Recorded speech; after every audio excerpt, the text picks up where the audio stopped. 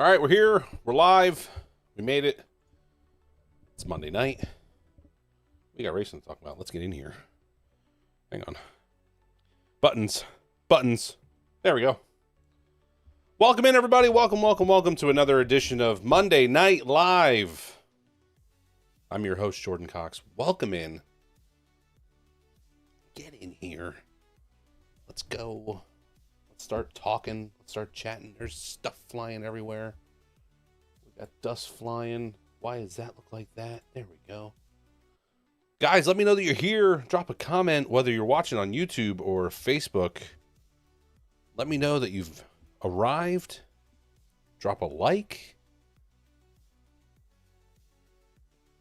What's going on? We got some racing, a little bit of racing to talk about from this past weekend with the Dirt Track Untold drivers, both being down at Georgetown. So we have to talk about that. Some of the happenings in the racing world. But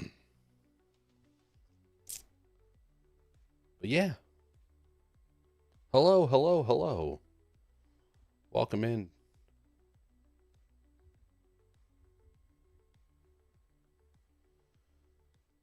How long we going? As long as it takes, I guess. What do you got here? What do you got here, Jason? How long we going since I can't watch football? Freaking ESPN, YouTube, TV. Yeah. So yeah, ESPN. That's true. So how do you watch Monday Night Football? You have to have Disney Plus, I guess, right? No bueno. I have YouTube TV as well, so I feel your pain. Gordon, thank you for tuning in from Asheville, North Carolina. Hope you're doing well down there.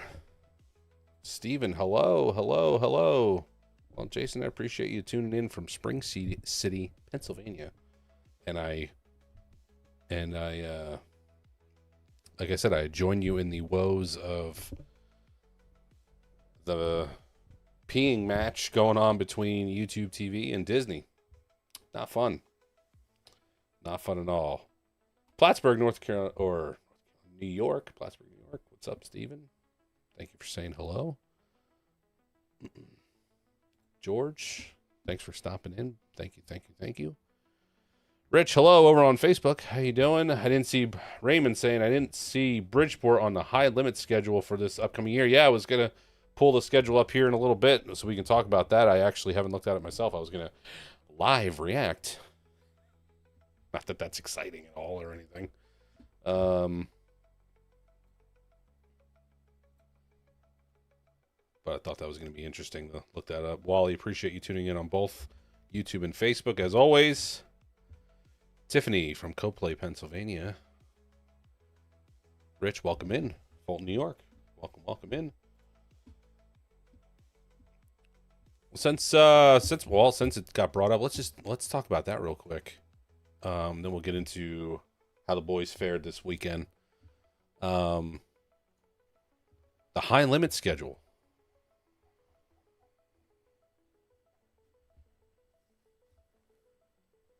So what do we got? Anything spectacular on the high limit schedule? You're saying no Bridgeport. So we got, so are they doing Pennsylvania? So they have, so in May they have Grandview. So the high limit series will be at Grandview May 19th, and then they pick up the 22nd, the 23rd, the 24th at Port Royal. And then Lawrenceburg after that. So just Grandview and Port Royal.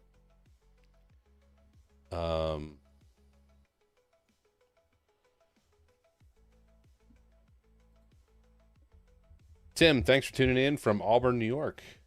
Go get your groceries, man. Don't ever let me hold you up. That's for dang sure. Hey, Matt. What's up, bud? David? Welcome in. So, Grandview and Port Royal.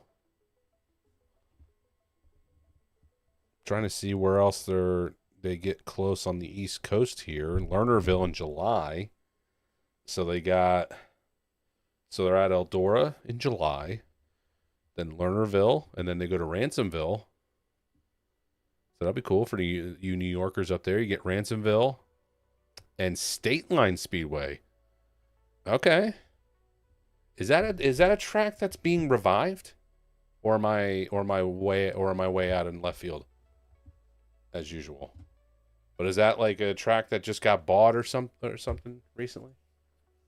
But Ransomville, State Line in towards the end of July there, the 23rd and the 24th, and then back to Port Royal, the 25th and the 26th. And then they ship back out west to California. Do they come back this way again? Yes, they do. So they're just running Port Royal. They're going to be at Port Royal 3 times this year, the High Limit Series. Because then they come back in September, the 10th, the 11th, and the 12th. And that's it. Yeah, neither of the New Jersey tracks, and we got 2 New York shows for the High Limit Series there. So yeah, no Bridgeport, no New Egypt or anything like that. So I guess the surprise is that Bridgeport didn't get another show. There are some TBD dates in here. I do want to put that out there. But they're like in the Midwest when those TBDs, they're either out west or they're like Midwest. There is an October 9th date that's a TBD here, so but they're in the Midwest, so interesting. They're at Port Royal 3 times for the High Limit Series. So if you want to see them, it looks like you're going to either Grandview, Port Royal. If you're East Coast area or Northeast area, like it seems like a decent majority of us are. And if you're New York, you got 2 shows. You got Ransomville and State Line.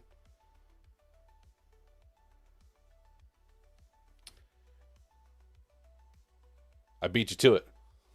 But yes, there are some TBD dates, but they are, like I said, they're already like in the Midwest or West Coast around those dates. So I can't imagine they'd be coming out this way. But you never know. You never know. And there's a lot of open space too.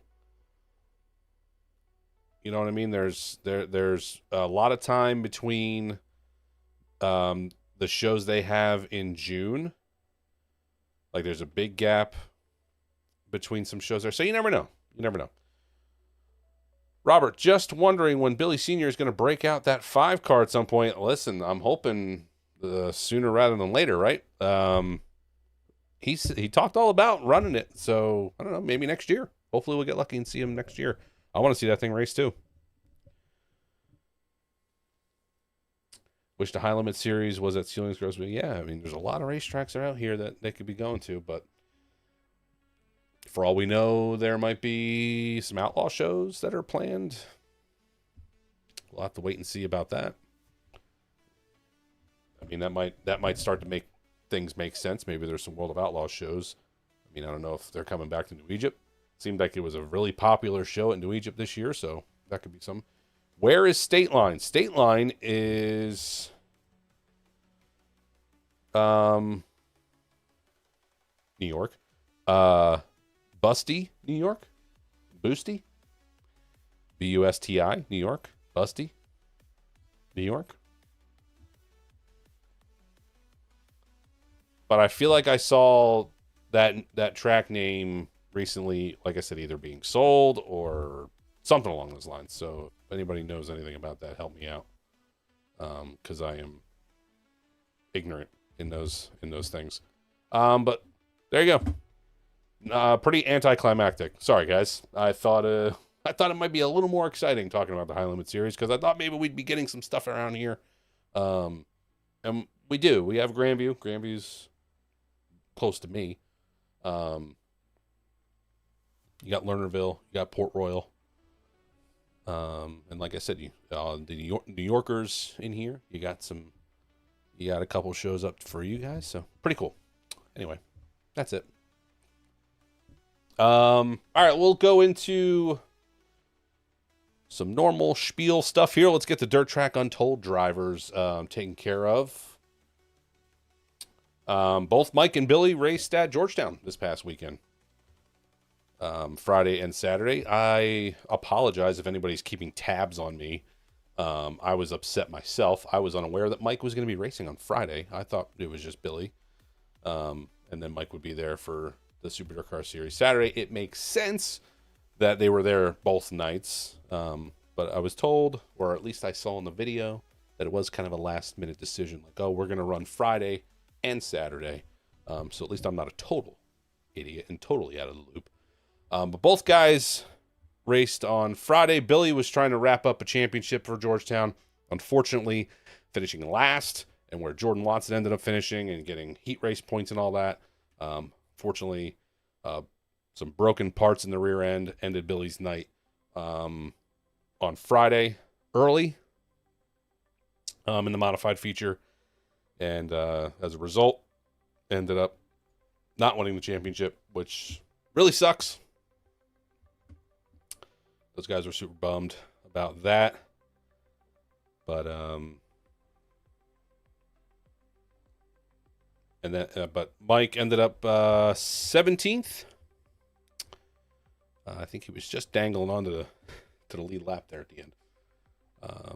But for running a car that they weren't planning on racing that night at all, and getting some laps in, I know they were happy with just being in the show and getting some laps in and learning some stuff for the next night. Because the next night, Mike went out and finished 5th in the Super Dirt Car Series race at Georgetown, the Delaware Diamond 75. So Mike would end up with a 5th place finish there. Billy bounced back after a tire change to come back and finish 12th. From what I understand, it was just he's made a decision on tire, didn't work out, and ended up switching the tire and getting back out there and running.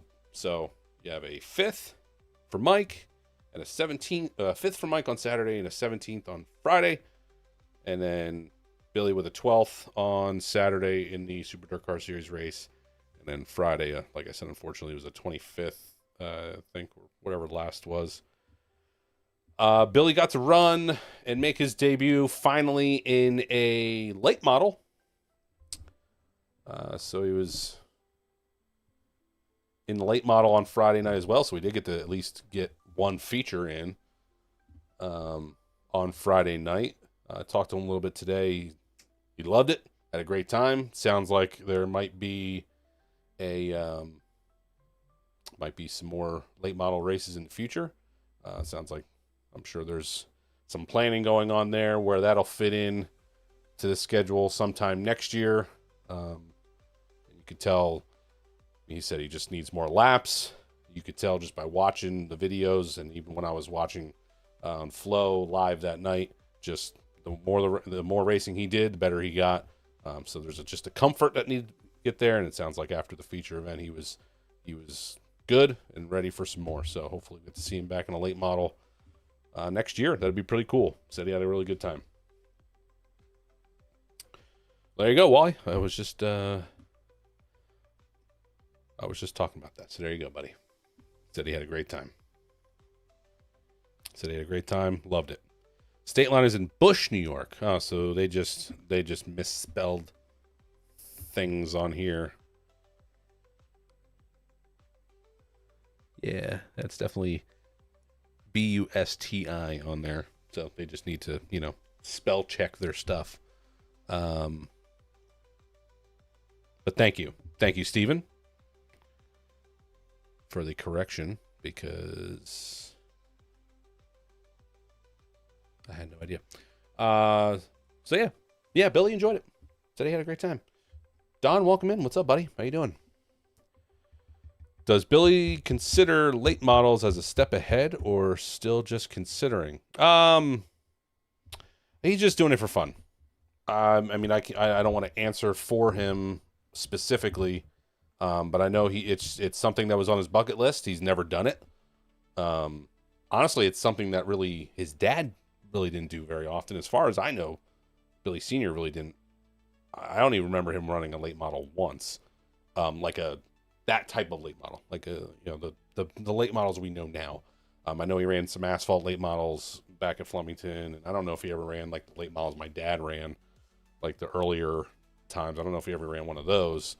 But like the late models we know and everyone loves now, I don't even remember Billy ever running one time. But Billy Jr., like I said, it was kind of a bucket list thing for him, and he enjoyed it. I don't think you can really. I don't know. I mean, it depends on what you think. A lot of people are late model people and think that they're above modifieds. So I don't know. I don't think it's really kind of a lateral step, I would think, in the super late models that run in this area. Kind of a lateral step. They're very, very same. I mean, it's not like he stepped into a World of Outlaws late model ride or Lucas Oil or ride or something like that. It was more local level, kind of a lateral step in that aspect. But again, he just enjoyed getting out there and running it. Hopefully he gets to do it again. Sounds like he had a great time from what he told me. Let's do the results from the modified world here. We only had 3 races this past weekend. 2 of them I already talked about, but I didn't get to the winners. Alex Jankowski won Friday night at Georgetown over Anthony Perego and Jordan Watson. Up at Thunder Mountain, they had the Monster Bash. Rocky Warner picking up the win up there over Danny Tyler. And then the Super Dirt Car Series race at Georgetown, as we were talking about before. Alex Payne just getting by Tim Sears at the end. I mean, Alex Payne led most of the race. Tim Sears got the lead there at one point. Alex Payne getting it back with, basically coming to the white flag. Got by Tim Sears for the win. So there you go. There's your modified winners. Georgetown and Thunder Mountain, the racing that went on this past weekend over there. Speaking of late models, they had some racing going on. It was the National 100 at East Alabama Motor Speedway. So you had the late models running there. Tyler Erb picking up the win there in the 100-lapper for the National 100 at East Alabama. Not a whole lot of other racing other than, I know Bridgeport raced. I didn't keep the results up here. Hang on, guys. But Bridgeport got some racing in with their with the 410 sprint cars this past weekend. So on the 410 feature, Justin Whitehall picking up the win over Chase Dietz and Anthony Macri in that 30-lapper in the 410, the Dirty Jersey finale at Bridgeport. Briggs Danner won the USAC East Coast race, that 25-lapper, and then Dave Grubb won the Mass Sprint Car feature, the Mid-Atlantic Sprint Car Series race over there at Bridgeport. So all those sprint car guys getting their thing done over at Bridgeport one last time this year. So there you have that. Did anybody go to Georgetown this weekend? Was anybody there? Or Bridgeport? Anybody go to Georgetown, Bridgeport? Alabama? Anybody in Alabama? How much of a difference is there between a modified and a super late model? Depends on the engine. Depends on what engine package is being run. The engine, well, if there's like an open engine modified deal going on, which I think is what Georgetown had going on Friday. Those open small block type deals. I don't know what they can run in the super late models. They're not aluminum. Are they aluminum block? Like 4 something? Honestly, I don't know the engine packages for those guys. I really have no idea. Big motors. The suspension now, I mean, obviously the front end suspension is totally different than a modified. The rear suspension, I mean, is super crazy, but the modified guys are starting to kind of do some stuff now that's similar. Not the same, but similar.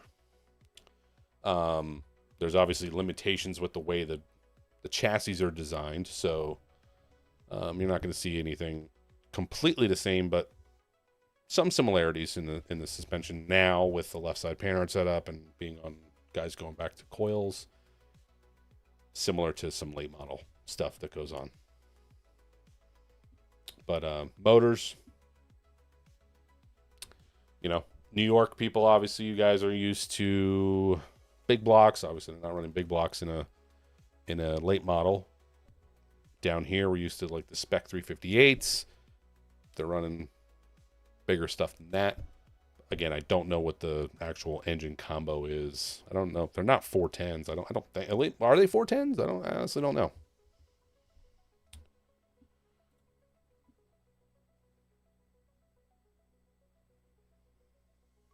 Yes, a lot of different suspension. Any idea where Mike is at in the Super Dirt Car Series points? Is he 5th? Let's check out the points.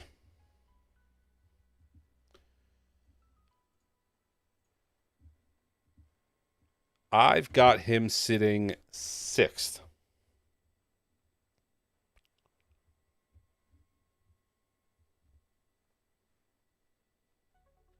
Yeah, I've got him sitting 6th right now.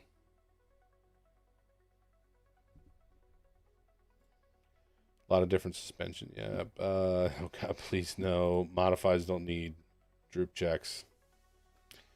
Listen, it's not saying that they're getting that, but it's things are going to start getting out of hand pretty soon. It won't be long. It won't be long. It won't be long. Raymond, what do you got over here, bud? A lot of our local sportsman cars are going to Lakeview Speedway this coming weekend for a race. I heard that there is a race at Lakeview Speedway. I don't know anything about it, but I did see that there's some sportsman guys going down there. A lot of Belmont cars, I think, are going down that way. Super late models have a 410 motor, such as Ceilings Grove. Okay, yeah, like I said,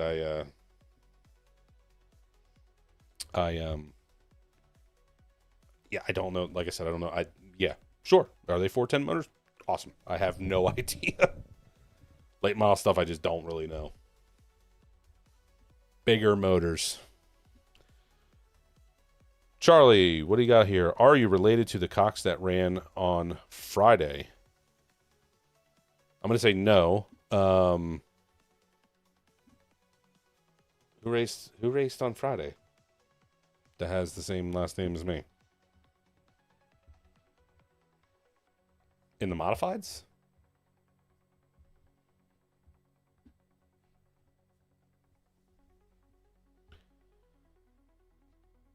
Dust lap. You were at Bridgeport. Stayed for 410 sprints only, and the level of racing was very high.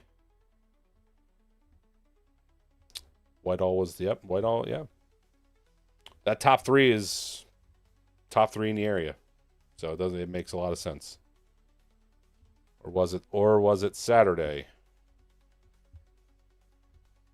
If it was Colin Cox, no.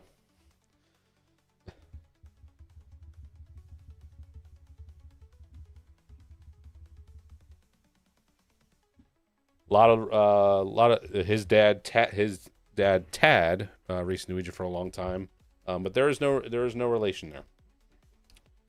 Unique last name, but there's no, as far as we know, there's no.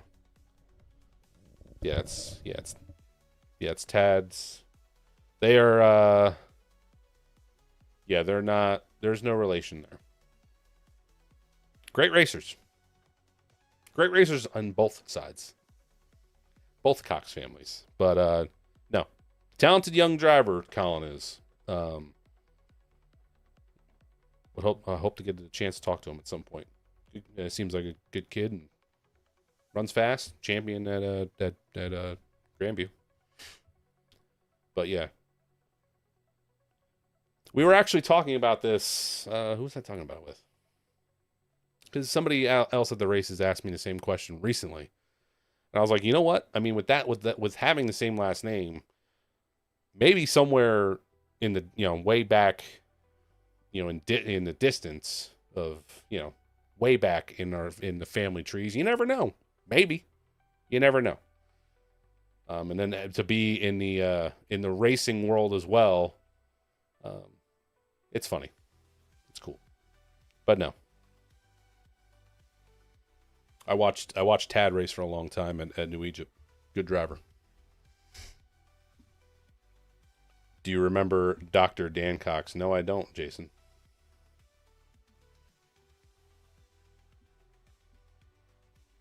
No, I do not. All right. So what did I have on tap? So what do we have? We've got World Finals starting this week. So speaking of what we have for the drivers coming up, Billy's not racing this week.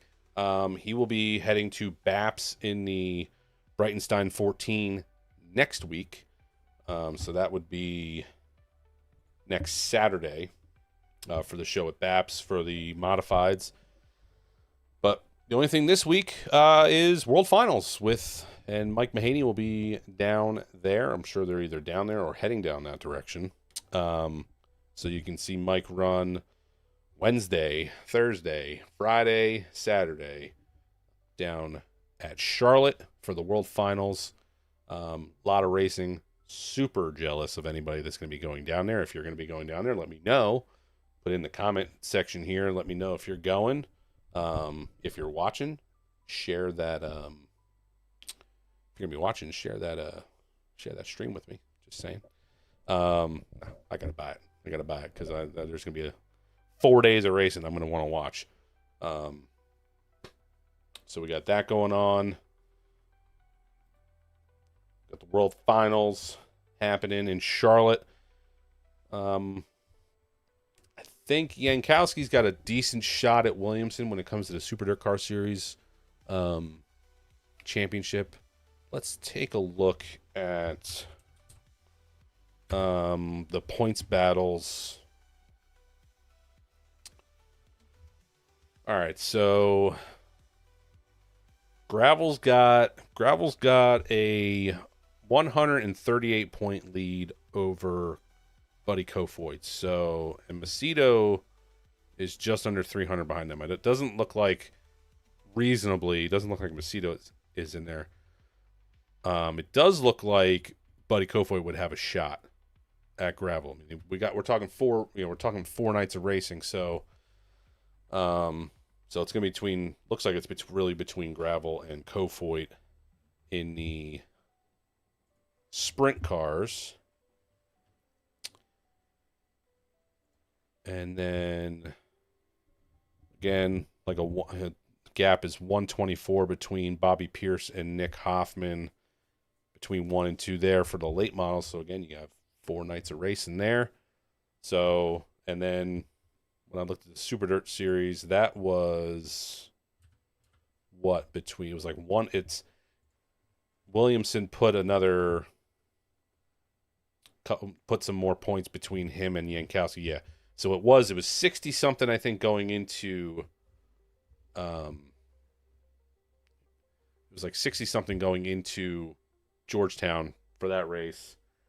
And he put a few more points between him and Jankowski for that. So it's at 109.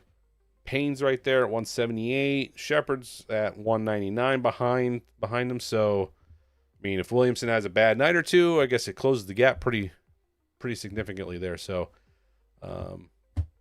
yeah, we got some points battles to watch going into 4 nights of racing down in Charlotte.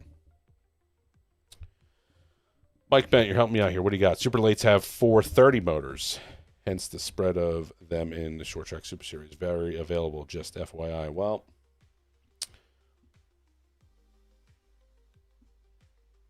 we'll see what happens there with the short track super series. I don't know if they're still going to be. I don't know, but cool.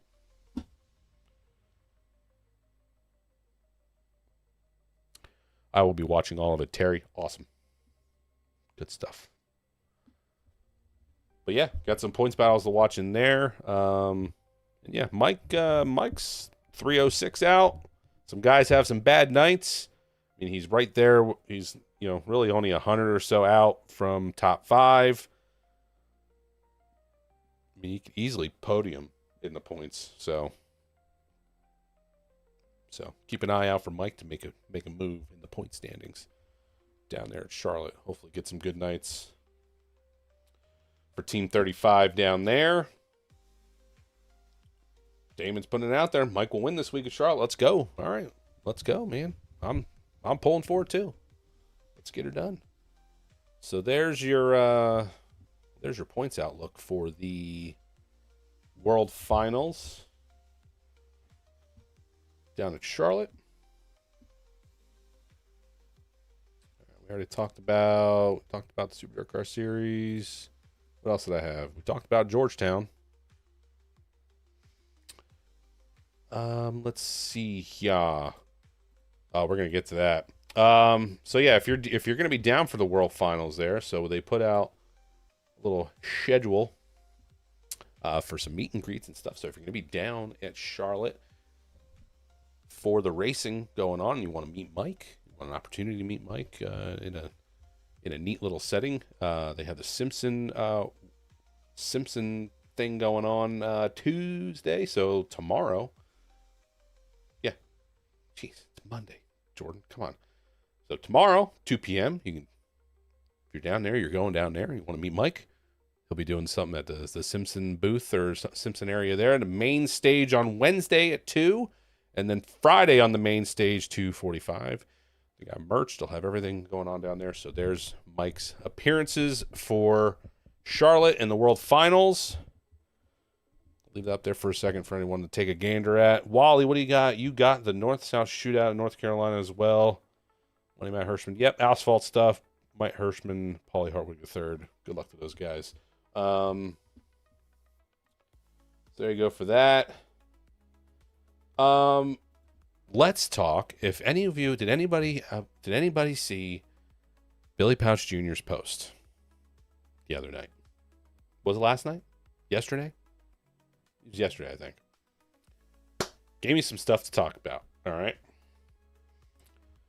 Anybody see it? Anybody comment on it? Anybody have any comments before I even get into some things here? Billy just went ahead and decided that he wanted to put his thoughts, as it used to be said, he put the pen to paper. But this, he typed out some things on his racing page, and if you didn't see it, it's over on his Facebook page. But I've got the stuff right here. Right here. Right here. And we'll touch on a few things because he made some interesting points. And Billy and I usually see eye to eye on some things. There's some things in here that were no-brainers to me. Some things that I might question. But we'll talk a little bit about them here.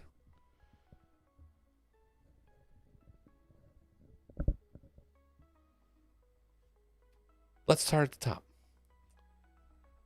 So he puts, people race where they want to race and what fits their life. They aren't as motivated by payouts. For me personally, yes, I agree. When I was racing, money shows, obviously, they draw your attention. They draw your attention big time.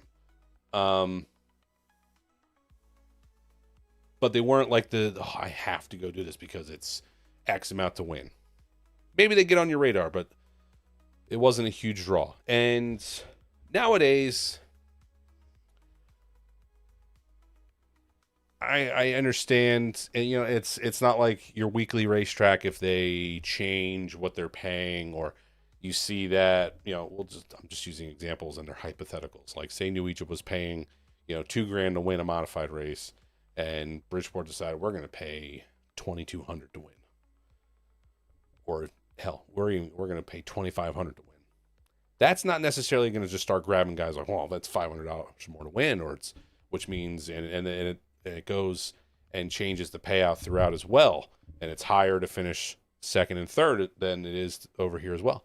Guys just kind of pick their home track and they go race it, and it'll usually be for more things other than money. It'll usually be because the racing there is better. Maybe the competition is better. Maybe the competition is a little softer.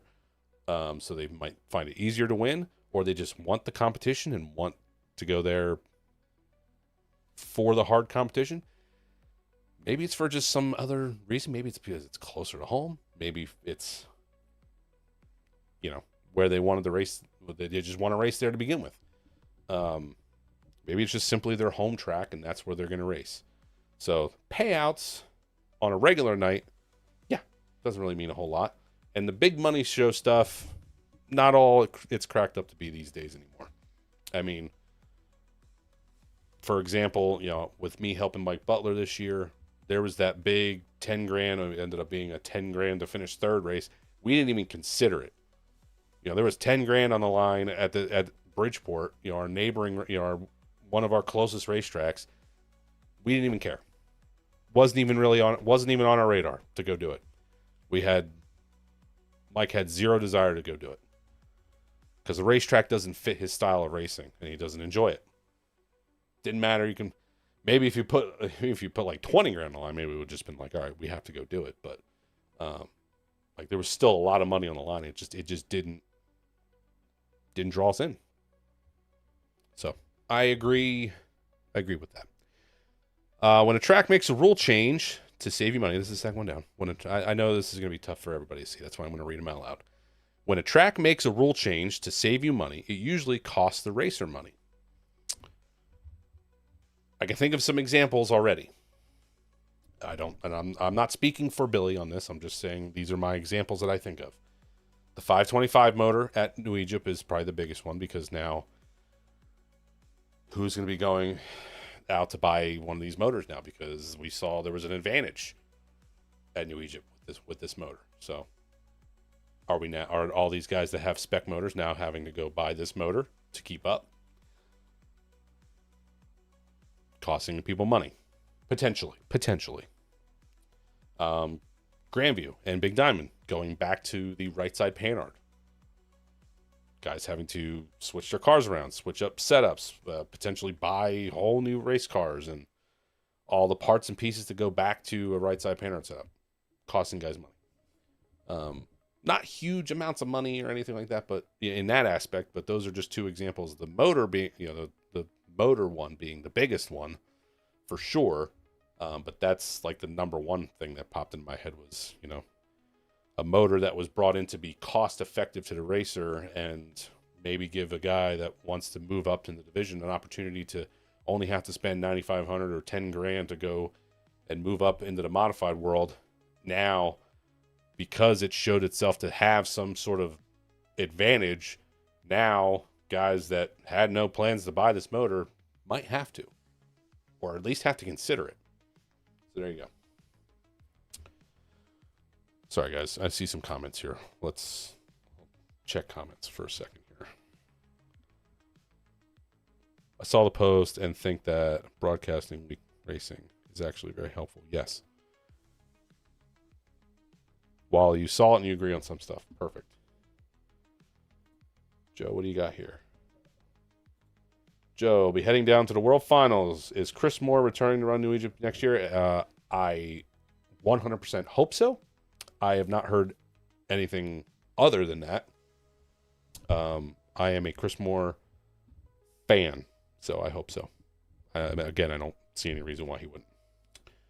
Jordan, did your dad run modified at all at Flemington Speedway when it was dirt or just sportsman? I don't think he ever ran a modified at Flemington on dirt. As far as I know, it was just late models and sportsman cars. I guess technically open or like a small block modified, but I'm pretty sure that was just a sportsman car with a carburetor change. So technically, I guess he ran some modified races, so I guess it counts. counts. Just like I have a modified start under my belt, even though it was in my crate car. It counts. Number 3 on the list here, we got, I am thankful for all promoters and owners of the tracks, as it isn't easy in this day and age. 100% agree.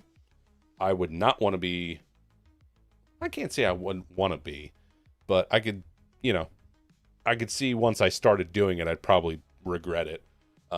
Difficult jobs to own, operate, promote, do all these things for the racetracks. Listen, there's guys that just do a great job. There's some guys and girls do a great job. Guys and girls do a bad job. One way or another, if they're keeping a racetrack open and give us a place to race, they deserve all the praise just for that. You would hope that maybe just there's some compromise and working with the drivers and owners and stuff like that. That's all you could really hope for from track owners and promoters and all that deal. But yeah, I wouldn't want to be them either. The majority of them do a great job.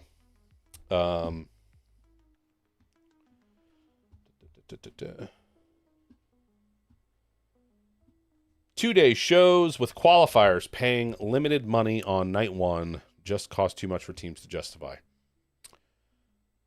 Yes. I don't know if I really want to get too far into this one because I do agree. But I like them. I think we just need less, maybe. Is that maybe where we're at? We just need, not everybody needs to have a Friday, Saturday, or a Saturday, Sunday, like a 2-day show weekend type deal with qualifiers and all that stuff. Like, yeah, maybe there's too many. But like, I thoroughly enjoyed going to Hagerstown and doing that. That was a lot of fun. But I could see it obviously being not very cost effective for, these teams that have, you got to think about your guys. I was lucky enough that, Mikey Butler took care of me when we went and, we got a hotel and, we went out, we took care of my stuff while we were down there. So, a modified guy, maybe he's got 3, 4, or 5 guys helping him and he wants to take care of his guys. It can be difficult. So, doing hotel rooms or having to drive all night back or for whatever you have to do. So I understand there should probably just be less of them, but definitely should have them. But how do you pick and choose? You can't just be like, well, you can't just tell a racetrack you're not allowed to do it. So tough spot. I enjoy them as a fan. And even as a crew guy, and even as a driver, they were always cool. I always loved the few opportunities that I got to run on a Friday and then on a Saturday too. It's fun, but the cost is not ideal. I understand. So, I agree. People aren't as committed to being a weekly racer as they were years ago. Taking my own perspective on this one. True. Yes. I get it. It's hard to go racing each and every week. It's a lot of money. Just put fuel in the truck, fuel in the car, and buying a tire or two, and doing it week in and week out. It's very difficult. It's nice when racetracks try to build in some stuff into the schedule, some off weeks into the schedule. But as a support division driver for my entire career, that's usually when it fell to us as a sportsman division. You want to try to give the modifieds off this week, give them a break here and there. But then next thing you know, the crate guys and the sportsman guys, they have to pick up the slack. And now they're racing 2, 3, 4, weekends in a row. And maybe they don't get an off week. I mean, as far as I saw on a lot of schedules, if the modifieds were off, the support divisions were still running. And then you have those guys racing every week, and you're just kind of running them into the ground. So maybe build in some off weeks here and there. But, to try to keep guys wanting to race keep racing every week. But true, it sucks, but it's true. Guys are having a hard time committing to racing each and every week. It's difficult. And just the cost of things making it more difficult. Comments here. Matt, what are you saying to me here? What do we got? There was no advantage with the 323 car or the 51 car, only the 26 car. Go down will win no matter what, in my opinion. Bangs and Creighton didn't dominate, but Bangs was faster than he was in the past. You still have to do your homework. That's why I'm just saying there's an advantage, 100%. I will fight you. No, there is an advantage. It's there, and Matt, you and I can talk about this another time, my guy. But it was there. The 323 had started to do his homework, and he figured some stuff out. He got out front that one night and he was going to win. He was going to win that race. Ended up just having, I think he ended up having some issues or maybe got eaten up on a restart. I don't remember what happened. 51, I have no idea. I don't know if they just gave up on it. I don't know, but clear advantage. But with the weight, the horsepower, they don't know anything about. They don't know what the real number is for the horsepower. Don't get me riled up, all right? Gonna get an angry fat guy up here just ranting about stuff. You don't need me doing that. There is an advantage. They just need to figure out, and I'm cool with them keeping that package. They just need to figure out where it equals out, and if they can't get it to equal out, then just get rid of it. It was a failed experiment. Get rid of it. That's it. There was an advantage because if you get that motor to Billy or Danny Buck or any of the top guys, I'm sorry to Johnny and I'm sorry to, and I know it sounds like Creighton had one too. I just don't know if Creighton put enough time into it. I don't know if they gave up on it or if they even really ran it. I don't know. But maybe I don't know if he needed to put more time and effort into it. But those are top guys. Again, sorry to Johnny, but those are top guys with a lot of experience. You give it to them and let them really work on it. Then, yeah, they're all going to be just as fast, and then everybody's at a disadvantage. So it's just because Ryan had the resources to put in and the knowledge to do it. That's all part of it too, but it's still, believe me, it's been thought out. We're good. TV, well, what's the next one? TV doesn't hurt weekend racing. It definitely hurts the weekday racing. TV doesn't hurt the weekend racing. It definitely hurts the weekday racing and days where the weather is questionable. True. Can't disagree with that one. Honestly, this one's going to be pretty self-explanatory. Yeah, it only enhances your Saturday night racing. But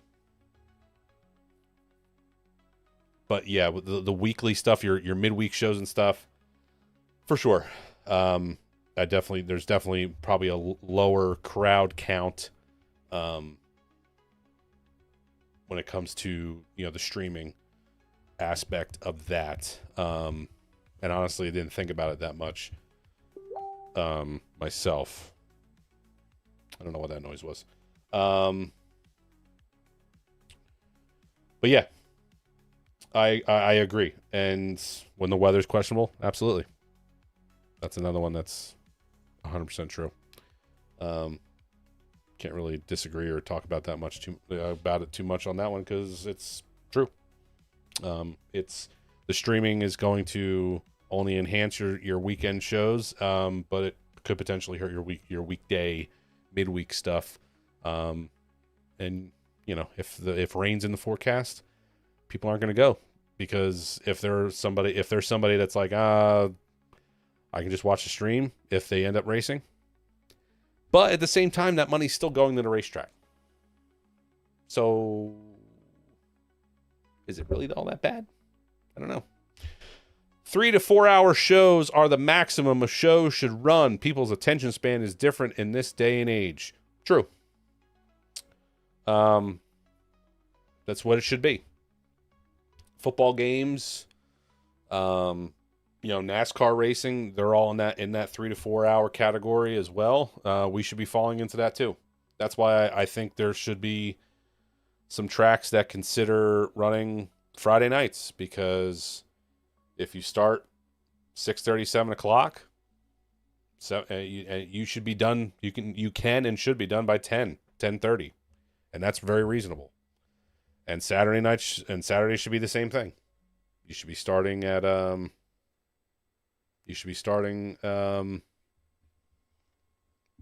these shows should, if you're starting at 6:30, you should be done at 9:30, 10 o'clock at the latest, even on a Saturday. 100%. Obviously, things are going to come up. Bad incidents are going to happen. Red flags, maybe weather delays are going to happen. That's understood. But just a regular program should go through. There should be 3 shows, especially. I know I'm going to sit here and talk about things that I know. That's all I know is the stuff that's up here. The tracks up here, it should just be modifieds, sportsmen, and some other third division. If it's a street stock, if it's some sort of sprint car, a 4-cylinder, whatever. If you want to rotate some things in and out, 3 divisions. That's it.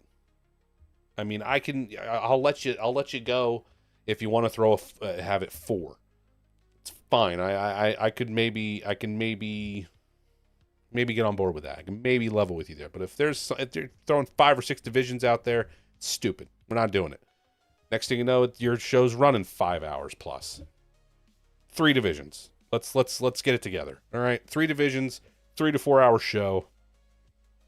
We're good, and people will enjoy themselves. They'll enjoy being there. I don't want to be. I love football, but I don't want to be at the football. I don't want to be there. I don't want to be sitting in the stadium for 5 hours. I don't want to do it. It's the same at any racetrack. I don't want to be there for 5 hours plus. 3, 4 hours max. Good job, Billy. Good one. Second to last here, people who criticize racing but don't go are hurting the sport. Yeah, 100%. I have no problem with feedback if it's feedback from people attending the races. So there you go. Don't be talking smack if you're not going to the racetrack. But yeah, don't listen. If you're at the racetrack and you're putting in the time and your money to be there, and you got something to say it. But if you're just sitting at home, and if you're paying for the stream, I guess it's a little bit different. But I don't know what I mean. What can you be criticizing that could be all that bad? I mean, the time of the show is pretty much it. So, which is what you're going back to the previous thing here, but. Don't go bashing the racetrack if they're trying their best. If it's clear that they're trying their best, knock it off. I don't have much more really to say on that one. His last thought, this is Billy's last thought. I don't really have anything to say on it, but I'm just going to read it out loud. Sometimes I wish I knew less than I know, as the sport is very fragile right now. I don't really know. I don't know what Billy knows, because he's way further in than I probably will ever be. And he knows more people in this industry than I will ever know, potentially. So I don't know what he knows. Maybe from a cost standpoint, probably that has something to do with it. But again, I don't know for sure. I don't know. The sport is fragile. We are in a weird spot. I got asked this question by Dust Lap Dispatch at New Egypt this past weekend. He put me on the spot and he said, where do you think the sport? Basically, the question was, how do you think the sport is doing right now? Or do you think it's growing? And I don't know if it's growing, but we definitely are in a weird spot. I can kind of get on board with what Billy said. We're in a fragile spot. So we definitely need everybody to just support it. If you want to keep enjoying the racing that we have, support it. And if you have things that you think, if you have ideas that you think could help it, make it better, get in touch with the right people and voice your opinion. Don't go online and don't go online and do it, criticism is definitely going to be welcome, but just all out bashing just isn't. And that's where things can get a little more hurt, can start hurting the sport rather than, just being criticism. I think that's fair rambling. I'm going to end it there. Let's see. Guys, I'm putting up the Patreon QR code if you are looking to get a little more involved and more access to the Dirt Track Untold team. Join the Patreon, Club DTU. There's the QR code, behind the scenes access, early access to merch and content. Hit it up. There it is. I just put it up there while I was rambling to give you guys something else to look at instead of having to listen to me talk like an idiot. What